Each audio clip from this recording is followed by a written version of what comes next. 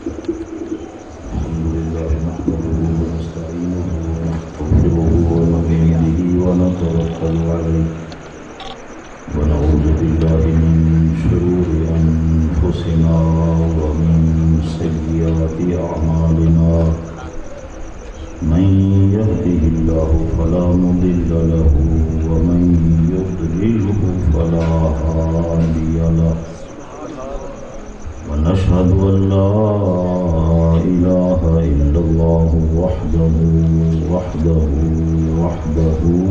لا شريك له ونشهد أن سيدنا وسندنا ومولانا وملجأنا محمدا عبده ورسوله أما بعد فأعوذ بالله من الشيطان الرجيم بسم الله الرحمن الرحيم تلك الرسل فضلنا بعضهم على بعض منهم من كلم الله ورفع بعضهم درجات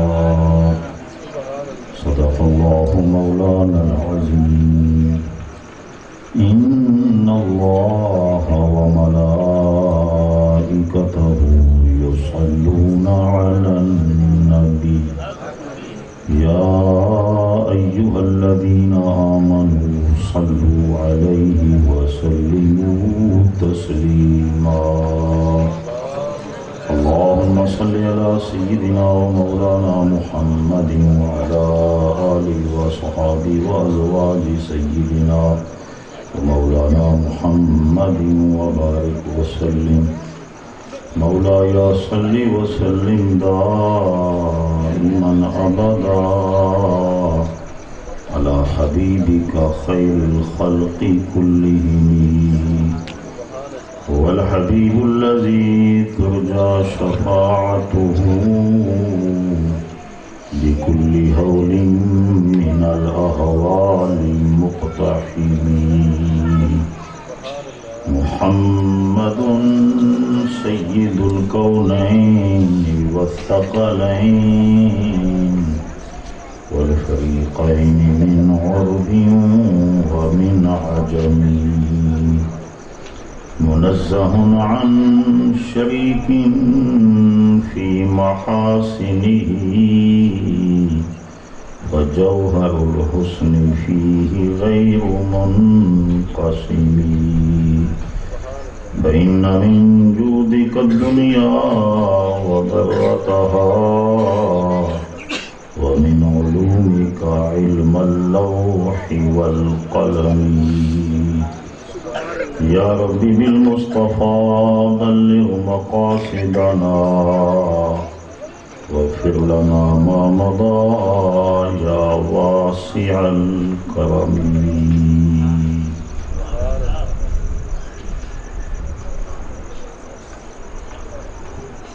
مختصر گفتگو کے آغاز سے پہلے چھوٹی سی گزارش ہے، اگر کوئی مجبوری نہ ہو تو آپ اصحاب ذرا سامنے تشریف لائیں، بچے پیچھے چلے جائیں، آپ بزرگ جوان آگے آ جائیں، اللہ تعالیٰ جزائے خیر۔ حمد و ثنا اس خالق کائنات کی جس نے انسان کو ساری مخلوق میں سب سے افضل و اعلیٰ بنایا، اشرف المخلوقات، احسن المخلوقات، اللہ جل شانہ نے انسان کو بنایا۔ انسانوں میں اللہ نے فضیلتیں رکھی، انسانوں میں کچھ لوگ وہ ہیں جنہیں اللہ نے اپنی دوستی سے نوازا، صالحین اولیاء کرام کہلاتے ہیں، ان کا مقام عام ایمان والوں سے بھی افضل و اعلیٰ۔ اللہ جل شانہ نے کئی لوگوں کو شہادت کا مرتبہ اور مقام عطا کیا، کئی لوگ وہ ہیں جنہیں قرآن کی زبان میں صدیقین کہا جاتا ہے۔ ان سب میں اللہ جل شانہ نے انبیاء کو افضل و اعلیٰ بنایا، اور انبیاء میں پھر اللہ نے رسولوں کو عزت عطا کی، فضیلت عطا کی، اور رسولوں میں پھر اللہ نے اولو العزم رسولوں کو سب سے افضل بنایا۔ یہ اللہ جل شانہ کی تقسیم ہے، اس نے جس کو جو چاہا فضیلت عطا فرمایا۔ اللہ جل شانہ کا فرمان ہے تلک الرسل فضلنا بعضهم علی بعض، یہ رسول ہیں، ہم نے ان میں سے بعض کو بعض پر فضیلت عطا کی۔ منہم من کلم اللہ ورفع بعضهم درجات، ان میں سے کوئی تو وہ ہے کہ جس سے اللہ ہم کلام ہوا، اور کوئی وہ ہے کہ جس کے درجات اللہ نے بلند فرمائے۔ وہ لوگ فرماتے ہیں کہ اللہ جل شانہ نے یہاں نام نہیں لیا، نہ اس کا جس سے کلام کیا، نہ اس کا جس کے درجات بلند کیے۔ فرماتے ہیں اس کی وجہ یہ ہے نام وہاں لکھا جاتا ہے، لیا جاتا ہے جہاں کوئی ابہام ہو، کوئی شک ہو، کوئی دوسرا احتمال ہو۔ جہاں ابہام نہ ہو، جہاں دوسرا احتمال ہی نہ ہو، وہاں نام لینے کی ضرورت ہی نہیں ہوتی۔ جب اللہ نے فرمایا منہم من کلم اللہ، نام لینے کی ضرورت ہی نہیں ہے، کیونکہ ساری کائنات جانتی ہے اللہ جس سے ہم کلام ہوا، جس کا لقب کلیم اللہ ہے، وہ موسیٰ علیہ السلام ہی ہے، وہ موسیٰ علیہ السلام ہی ہیں۔ ورفع بعضهم درجات، جس کے درجات اللہ نے سب سے بلند کیے، وہاں بھی نام نہیں لیا، کیونکہ کائنات جانتی ہے جو درجات اللہ نے آمنہ کے لال کو عطا کیے ہیں کسی کو دیے ہی نہیں۔ لہذا اللہ نے جس سے کلام کیا وہ موسیٰ علیہ السلام ہیں، اور اللہ نے جس کے درجات بلند فرمائے وہ پیارے مدنی آقا ہیں۔ اس لیے اللہ نے نہ وہاں نام لیا نہ یہاں نام لیا، کیونکہ کائنات جانتی ہے کہ کلام والا کلیم اللہ ہے، اور درجات جس کے بلند ہیں وہ حبیب اللہ ہے۔ اللہ جل شانہ نے سب سے افضل و اعلیٰ جسے مقام عطا کیا، انسانیت میں سے اہل ایمان، اہل ایمان میں سے اولیاء، خلق سے اولیاء، اولیاء سے رسول، اور رسولوں سے اعلیٰ ہمارا نبی۔ اللہ جل شانہ نے ولیوں کو مومنوں پر فضیلت دی، شہیدوں کو اولیاء پر فضیلت دی، صدیقین کو اللہ نے شہداء پر فضیلت عطا کی، نبیوں کو صدیقین پر شہادت فضیلت عطا کی، رسولوں کو نبیوں پر فضیلت عطا کی، اولو العزم کو رسولوں پر فضیلت عطا کی، اور ہمارے آقا مولا کو اللہ نے اولو العزم میں سب سے زیادہ افضل والا۔ اکثر وہ سناتا رہتا ہوں، اللہ والوں کا کلام ہے اور محبت کی بات ہے۔ حضرت بایزید بسطامی رحمۃ اللہ تعالی علیہ سے کسی نے پوچھا تھا، بایزید بسطامی رحمۃ اللہ علیہ سے کسی نے پوچھا تھا حضرت اللہ کے پیارے محبوب کے مقام کے متعلق کچھ ارشاد کرو۔ آپ نے فرمایا میں بالواسطہ تجھے کچھ بتا سکتا ہوں، وہ یہ کہ ایک عام مومن کا مقام جہاں ختم ہوتا ہے وہاں سے ولی کا مقام شروع ہوتا ہے۔ میں جہاں ولی کا مقام ختم ہوتا ہے وہاں شہید کا مقام شروع ہوتا ہے، جہاں شہید کا مقام ختم ہوتا ہے وہاں سے صدیق کا مقام شروع ہوتا ہے، جہاں صدیق کا مقام ختم ہوتا ہے وہاں سے نبی کا مقام شروع ہوتا ہے، اور جہاں نبی کا مقام انتہا کو پہنچتا ہے وہاں سے رسول کے مقام کی ابتدا ہوتی ہے، اور جہاں رسول کا مقام منتہی ہوتا ہے وہاں سے اولو العزم رسول کے مقام کی ابتدا ہوتی ہے، اور جہاں اولو العزم رسولوں کے مقام کی انتہا ہوتی ہے وہاں سے ہمارے محبوب کے مقام کی ابتدا ہوتی ہے۔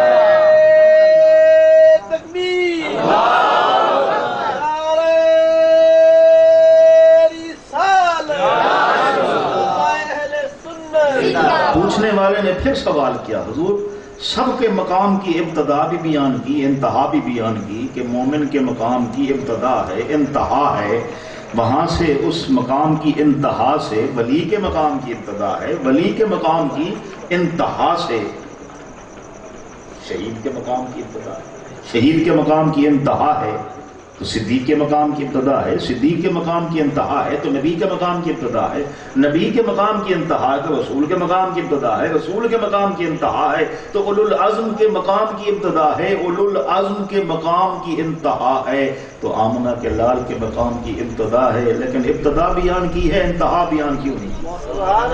فرمایا بایزید اتنا جانتا ہے کہ ابتدا یہاں سے ہوتی ہے، بایزید کو کیا معلوم کہ ان کے مقام کی انتہا کیا ہے؟ اللہ نے ان کو جو مقام عطا کیا ہے یا وہ جانتے ہیں یا مقام دینے والا جانتا ہے؟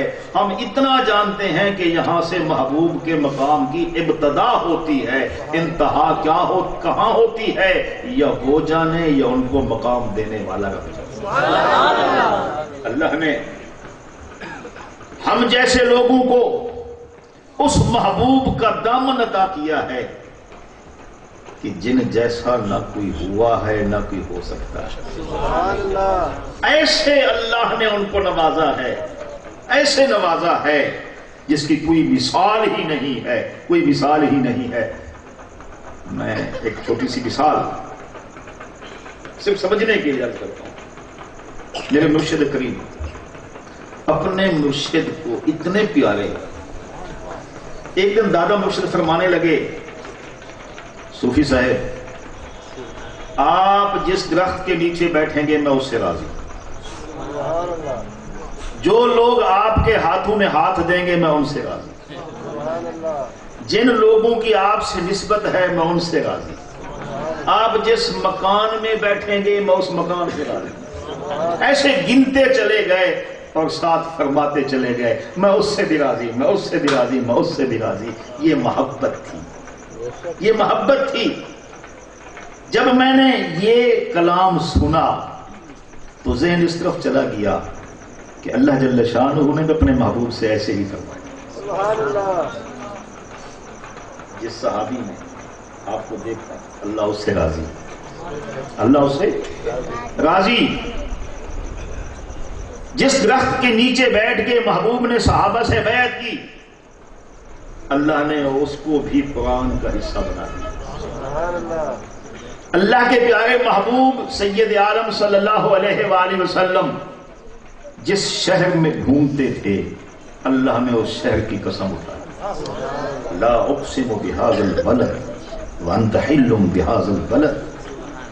محبوب مجھے اس شہر کی قسم ہے جس شہر میں تم موجود ہو، تم موجود ہو۔ حضرت سیدنا فاروق اعظم رضی اللہ تعالیٰ عنہ نے فرمایا محبوب کی بارگاہ میں ہدیہ عقیدت پیش کرتے ہوئے، وَلَقَدْ بَلَغَتْ مِنْ فَضِيلَتِكَ أَنْ أَقْسَمَ عِنْدَ اللَّهِ أَنْ أَقْسَمَ بِتُرَابِ قَدَمَيْكَ۔ محبوب اللہ نے آپ کو یہ شان عطا کی ہے، آپ کی فضیلت اللہ کے ہاں اس مقام پر ہے کہ اللہ جل شانہ آپ کے قدموں سے لگنے والی مٹی کی قسم کھاتا ہے، آپ کے قدموں سے لگنے والی مٹی کی قسم کھاتا ہے۔ کسی نے پوچھا حضور یہ آپ نے کہاں سے اخذ کیا؟ میں قرآن نہیں پڑھا، لا اقسم بہذا البلد۔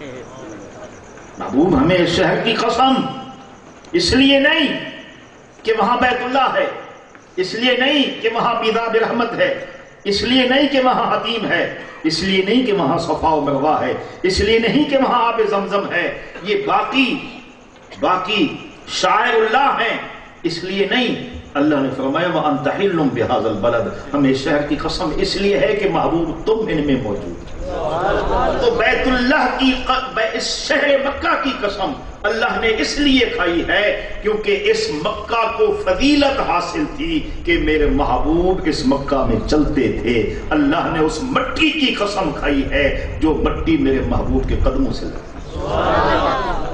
اللہ نے پیارے محبوب سید عالم صلی اللہ علیہ وسلم کو تمام انبیاء پر جو فضیلت عطا کی ہے اس کا اندازہ آپ اسی بات سے لگا سکتے ہیں کہ اللہ جل شانہ نے امت کو بھی تعلیم دی کہ میرے محبوب کی خدمت میں آنا کیسا ہے، میرے محبوب کی خدمت میں آ کے تمہیں گفتگو کیسے کرنی ہے، میرے محبوب کے شان اقدس کے آداب کیا ہیں، میرے محبوب کی بارگاہ میں بولنے کے انداز کیا ہیں، میرے محبوب کو بلانے کے انداز کیا ہیں۔ اس سے آپ اندازہ لگا لیں اللہ کے ہاں کیا وجاہت ہے مصطفیٰ کی، اللہ آپ کی بارگاہ کے آداب خود سکھا رہا،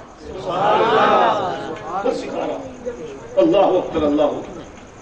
آپ دیکھیں قرآن مجید اٹھا کے، وہ خالق ہو کے باقی سب کو جب بھی بلاتا ہے، آدم علیہ السلام سے لے کے عیسیٰ علیہ السلام تک اللہ جل شانہ ان کا نام لے کے بلاتا ہے۔ پورا قرآن اٹھا کے دیکھیں، کسی ایک جگہ بھی اللہ نے محبوب کا نام لے کے نہیں بلایا۔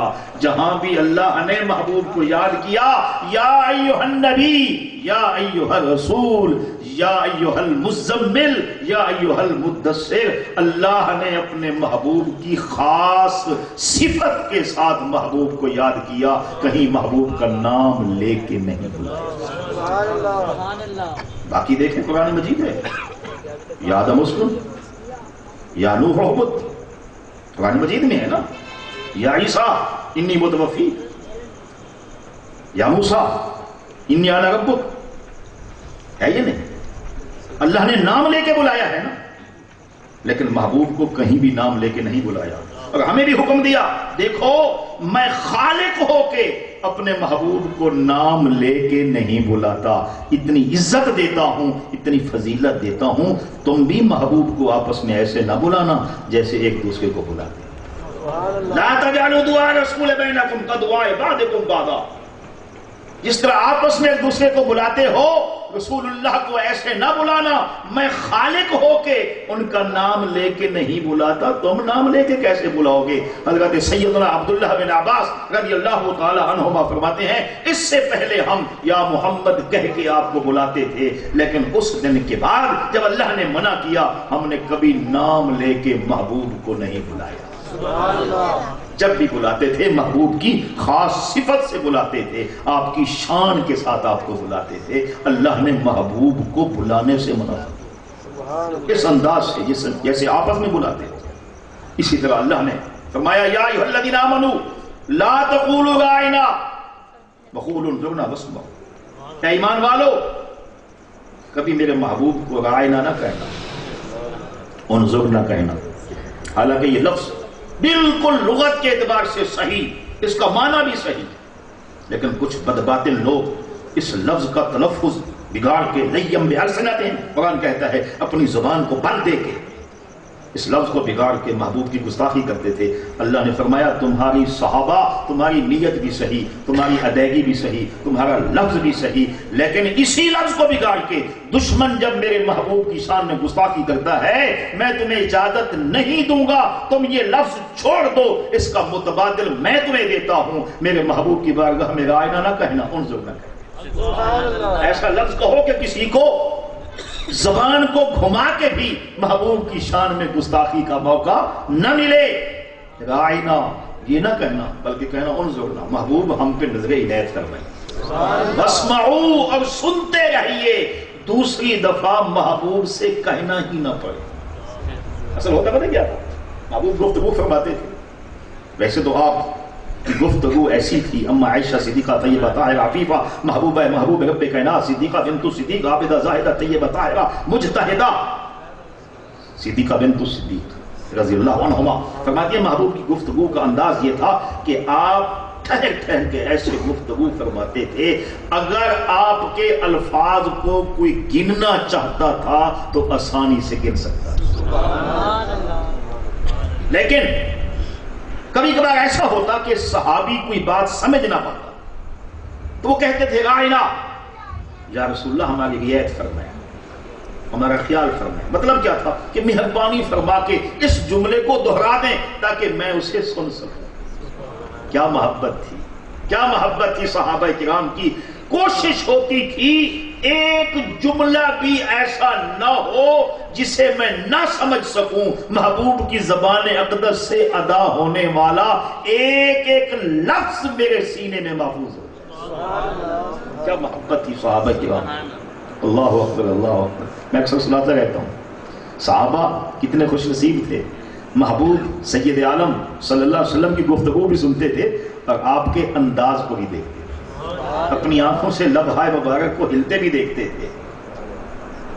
میں اکثر سناتا رہتا ہوں محبت کی بات ہے. میرے استاد مکرم علامہ سید احمد سید خادمی نور اللہ مرقدہ رحمہ اللہ رحمۃ واسعہ ہمیں ایک حدیث پاک پڑھائی بخاری شریف میں. تو حدیث پاک کو پڑھاتے ہوئے آپ نے کچھ انداز ایسا اختیار کیا جو عجیب تھا. اپنے لبوں کو حرکت دی جیسے کوئی چیز چبانے لگے. اس کو ایسے ہی بار بار آپ نے لبوں کو ہلا کے حرکت دے کے وہ حدیث ہمیں پڑھائی. ہم نے پوچھا حضرت کوئی خاص وجہ تھی آپ نے آج ایسے حدیث ہمیں پڑھائی؟ اس سے پہلے تو کبھی ایسا نہیں ہوا. تو میں ہاں خاص وجہ ہے. تم نے پوچھ لیا تو میں بتاتا ہوں. وجہ یہ ہے کہ جب میرے آقا مولا نے یہ حدیث بیان کی تھی ایسے ہی لبوں کو حرکت کی. اللہ کے محبوب نے جب یہ کلام فرمایا تھا گفتگو فرمائی تھی محبوب نے ایسے ہی لبوں کو ہلایا تھا. صحابی نے سنا جب اس نے اپنے شاگرد سے حدیث بیان کی ساتھ بتایا کہ محبوب نے یہ الفاظ ادا فرماتے ہوئے اپنے لبوں کو یوں ہلایا تھا. تابعی نے تبا تابعی کو اس نے آگے یہاں تک کہ میرے استاد نے جب مجھے یہ حدیث پڑھائی ایسے ہی لبوں کو ہلایا. اور آج میں نے یہ حدیث تمہیں اسی سنت کے مطابق سنا دی.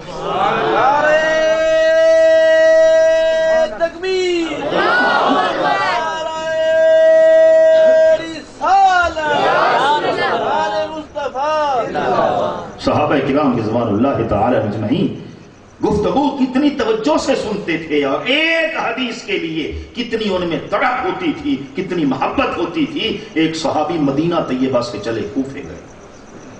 مدینہ طیبہ سے چلے کوفے گئے. کوفہ کے گورنر نے آ کے استقبال کیا اور کہنے لگا آپ گورنر ہاؤس میں چلیں. فرمانے لگے میں اس مقصد کے لیے آیا ہوں پہلے وہ مقصد ہوگا اور اس کے بعد پھر تم سے ملوں گا. حضور وہ کیا مقصد ہے؟ فرمایا مقصد یہ ہے کہ میں فلاں صحابی سے ملنے کے لیے آیا ہوں. آج کل وہ کوفے میں ہے مجھے ان سے ملنا ہے اس لیے میں مدینے پاک سے یہاں آیا ہوں. جب دونوں صحابی ملے تھے مدینے پاک سے کوفے آئے تھے کس لیے آئے تھے؟ کہنے لگے میں اس مقصد سے آیا ہوں مجھے یاد ہے ایک دن آپ تھے اور میں تھا اللہ کے محبوب نے ایک ارشاد فرمایا تھا. یہ سننے والا میں تھا یہ آپ تھے. مجھے ان الفاظ میں تھوڑا سا شبہ ہونے لگا ہے کہ کہیں مجھ سے کوئی الفاظ وہ تبدیل تو نہیں ہو گئے اس لیے میں آپ کے پاس آیا ہوں. آپ مجھ سے وہ حدیث سنیں اور مجھے بتائیں کہ مجھے وہ حدیث صحیح یاد ہے یا اس میں کوئی غلطی تو نہیں ہو گئی. اس مقصد سے مدینے سے چل کے آیا ہوں. اس صحابی نے حدیث سنائی دوسرے نے تصدیق کی کہ حضرت جیسے آپ نے الفاظ بیان کیے ہیں میرے قانون مصطفیٰ کریم کی زبان سے ایسے ہی سنے ایسے ہی سنے. کیا محبت تھی اتنی توجہ سے بات سنتے تھے. اس کے باوجود بھی اگر کوئی صحابی نہیں سن سکتا تھا کتنی کوشش تھی ان کی الفاظ سننے احادیث سننے کتنی کوشش تھی. حضرت سیدنا فاروق اعظم رضی اللہ تعالیٰ عنہ بارہا آپ سنتے رہتے ہیں جب اللہ کے محبوب نے مواخات قائم کی ایک مہاجر ایک انصاری کو آپس میں بھائی بھائی بنا دیا. فاروق اعظم نے ان سے بیٹھ کے یہ بات طے کی آپ کا میرا معاملہ یہ ہوگا ایک دن آپ کمانے جائیں گے میں بارگاہ نبوت میں بیٹھوں گا. شام کو جب آپ آئیں گے جو کچھ دن میں نے سنا ہوگا وہ آپ کو سناؤں گا. دوسرے دن میں کمانے جاؤں گا تم بارگاہ نبوت میں بیٹھو گے جو کچھ محبوب فرمائیں گے شام کو مجھے سناؤ تاکہ ہمارا کام بھی چلے اور کوئی حدیث بھی ایسی نہ ہو کہ جس کے سننے سے ہم محروم ہو جائیں. کتنی محبت تھی ان کے اندر فرمان مصطفیٰ کو سننے کی. لیکن کبھی کبھار اگر ایسا ہو بھی جاتا کہ کوئی بات سمجھ میں نہ آتی تو صحابی کہتے راعنا یا رسول اللہ اللہ کے رسول ہماری رعایت فرمائیں یعنی دوبارہ اس کو دوہرا دیں. لیکن کچھ یہود نے اس لفظ کو بگاڑ کے اسے غلط معنی نکالے، آپ کی بارگاہ کا مذاق اڑایا، اللہ نے فرمایا میرے محبوب کے غلاموں تمہاری نیت بھی شک و شبو سے بالا ہے۔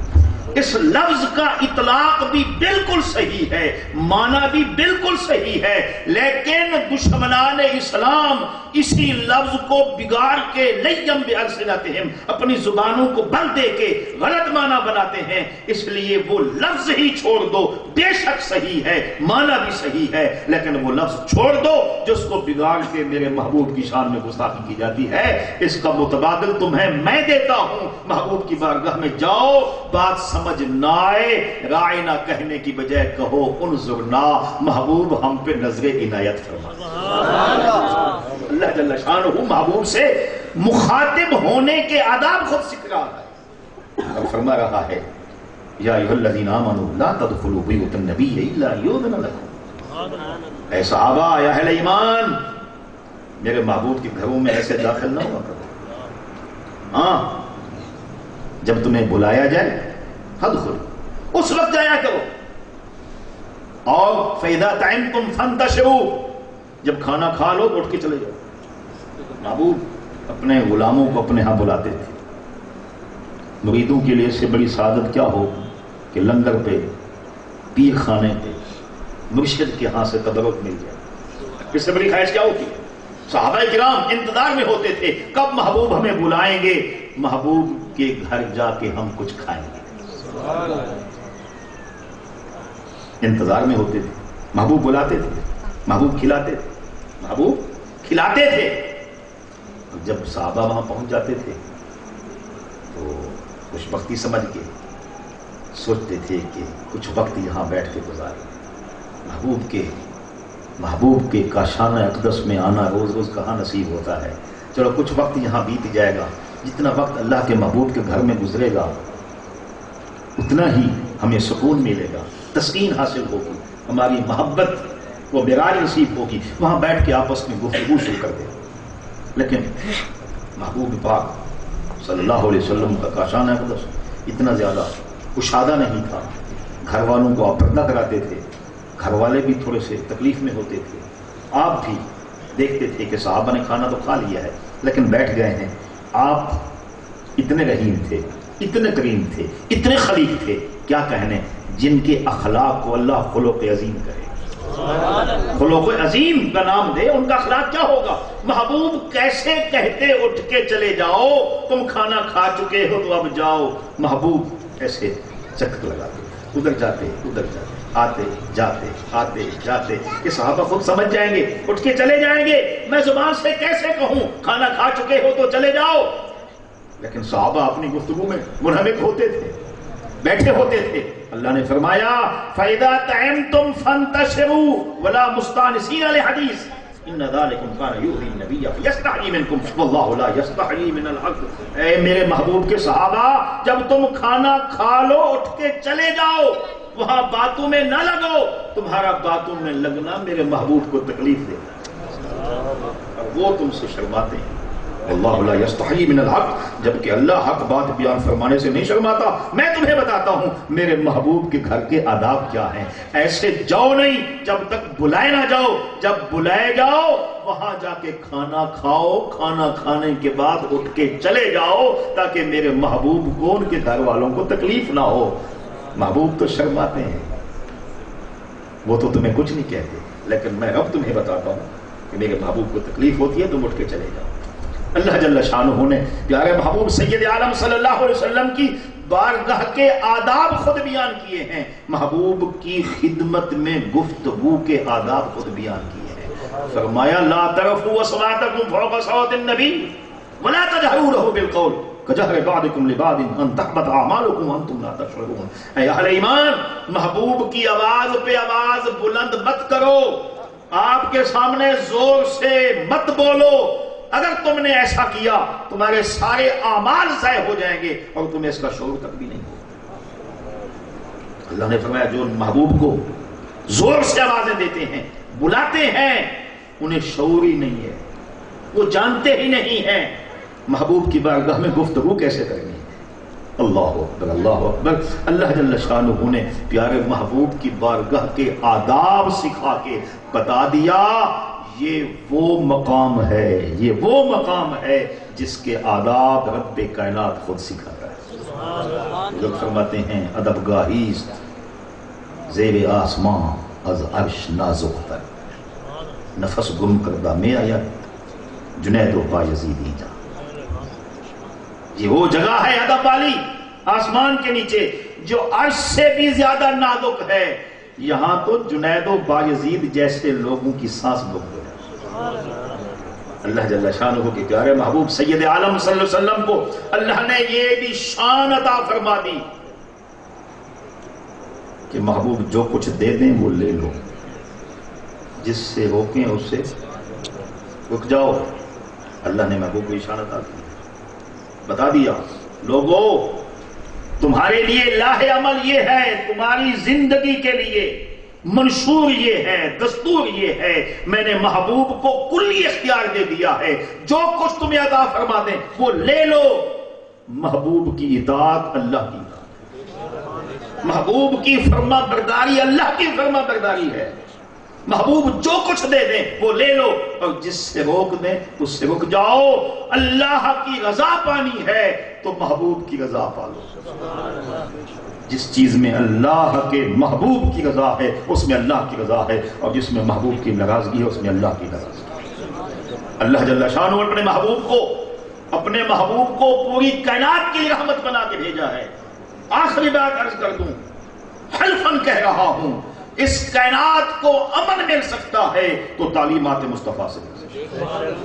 اس کائنات کو اگر سکون اطمینان مل سکتا ہے تو مصطفیٰ کریم کے فرمان سے مل سکتا ہے۔ اس کائنات کو اگر نجات مل سکتی ہے، انسانیت کو فلاح مل سکتی ہے، انسانیت کی بہبود اگر کسی میں ہے تو وہ اللہ کے محبوب کی تعلیمات ہیں۔ آج بھی اگر کوئی قوم اللہ کے محبوب کی غلامی کو اختیار کر لے، صرف یہ نہیں کہ وہ دنیا میں کامیاب ہوگی، اسے ایسی کامیابی ملے گی، ایسی کامیابی ملے گی اللہ خود اس قوم سے پیار فرمائے۔ اور جو اللہ کا پیارا ہو جائے اسے کس چیز کی کمی ہے؟ نہ یہاں کمی ہے نہ وہاں کمی ہے۔ اللہ کے محبوب کی اتباع، آپ کی اطاعت، آپ کی محبت میں سرشار ہو کے جو بھی غلامی مصطفیٰ اختیار کرے گا، اللہ جل شانہ کی رحمتیں اس پہ برسیں گی۔ کوشش کرو اپنی زندگی کو اللہ کے محبوب کی غلامی، پیارے محبوب صلی اللہ علیہ وآلہ وسلم جس چیز کو اپنی آنکھوں کی ٹھنڈک فرماتے ہیں وہ نماز ہے، وہ نماز ہے۔ نماز میں کوتاہی نہ کرو، نماز میں کوتاہی۔ ہاں، کسی نے کیا خوب کہا، ہم کہتے ہیں ہمارا ایمان ہمیں جنت میں لے جائے گا، کہتے ہیں نا ہمارا ایمان جنت میں لے جائے گا۔ اللہ کے بندے، تیرا ایمان تو اتنا کمزور ہے کہ تجھے گھر سے مسجد تک نہیں لا سکتا۔ کیا خیال ہے؟ تو اس ایمان پہ آس لگائے بیٹھا ہے کہ مجھے جنت میں لے جائے گا۔ جو تیرا ایمان اتنا مضبوط ہے، طاقتور ہے کہ چند قدموں پر موجود تجھے مسجد تک نہیں لا سکتا، وہ جنت تک کیسے پہنچائے گا؟